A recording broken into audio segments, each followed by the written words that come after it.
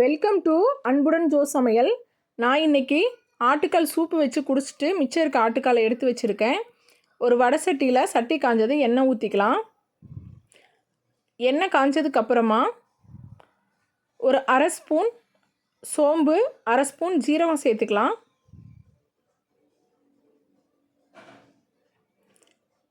பெரிய வெங்காயம் இல்லைன்னா சின்ன வெங்காயம் கொஞ்சமாக தாளிக்கிற அளவில் கட் பண்ணி எடுத்து போட்டுக்கலாம். கொஞ்சம் கருவேப்பில்,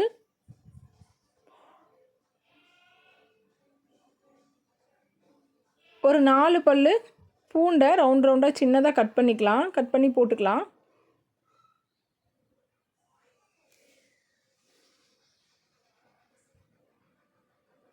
இப்போ இது எல்லாத்தையும் நல்லா வதக்கி விடலாம்.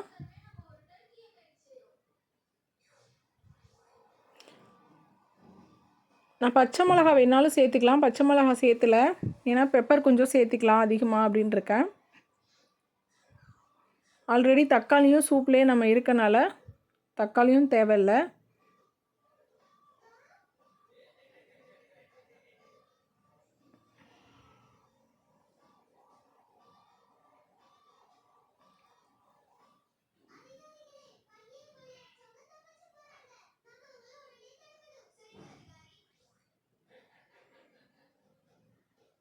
வெங்காயம் பூண்டு எல்லாம் நல்லா வணங்கட்டும். வணங்கினதுக்கப்புறமா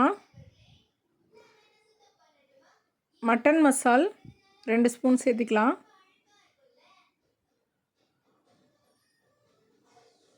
மட்டன் மசாலா சேர்த்தி நல்லா வதக்கி விடலாம். அந்த மசாலோட பச்சை வாசனை போகிறவளுக்கு வதக்கி எடுத்துக்கலாம்.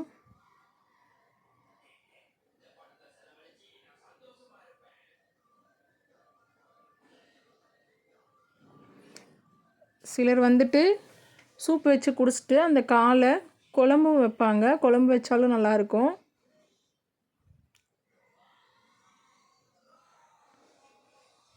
இல்லை குழம்பு வைக்காமல் இப்படியும் சாப்பிட்லாம்.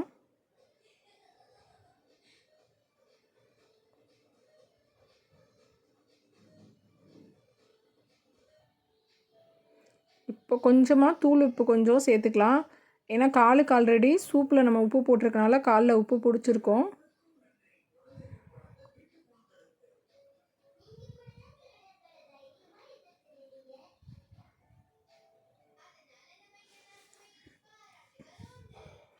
நல்லா வணங்கினதுக்கப்புறமா பாருங்கள், இப்படி எண்ணெய் பிரிஞ்சு வரும். அப்போ ஆட்டுக்காலை சேர்த்துக்கலாம்.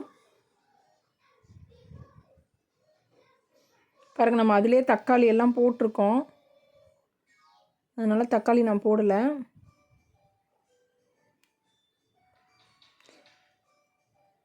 இப்போ அந்த மசால் அந்த காலில் பிடிக்கிற அளவுக்கு நல்லா கிளறி வேக விடலாம்.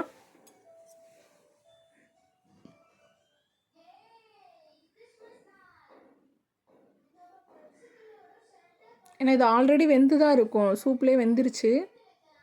இருந்தாலும் அந்த மசால் வந்து உள்ளே அந்த கால் உள்ளெல்லாம் இறங்கட்டும், அப்போ தான் அந்த டேஸ்ட் கிடைக்கும்.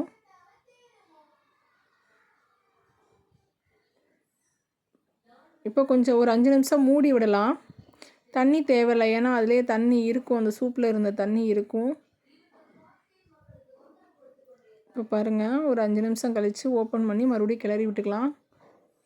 என்னால் ஒரு கையில் ஃபோனை வச்சுட்டு ஒரு கையில் கிளறினா நழுவிட்டு போகுது. ஒரே நிமிஷம் நல்லா கிளறிக்கலாம்.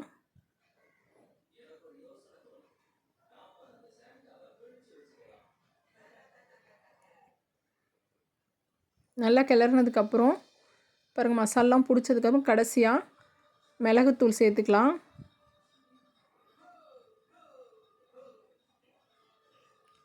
மிளகுத்தூள் சேர்த்திட்டு ஒரு கிளறி விட்டுட்டு, நான் தேங்காய் வந்து குட்டி குட்டியாக கட் பண்ணி வச்சுருக்கேன், அந்த தேங்காவையும் சேர்த்துக்கலாம். பாருங்கள், தேங்காய் சேர்த்துட்டு நல்லா கிளறி விட்டுக்கலாம். என்னால் ஒரு கையில் கிளறிட்டே ஒரு கையில் ஃபோனை வச்சுட்டு தேங்காயும் போடுற கொஞ்சம் சிரமமாக தான் இருந்தது. பாருங்கள், ஆட்டுக்கால் வறுவல் ரெடி ஆயிடுச்சு. தேங்க்ஸ் ஃபார் வாட்சிங். அன்புடன் ஜோ சமையல்.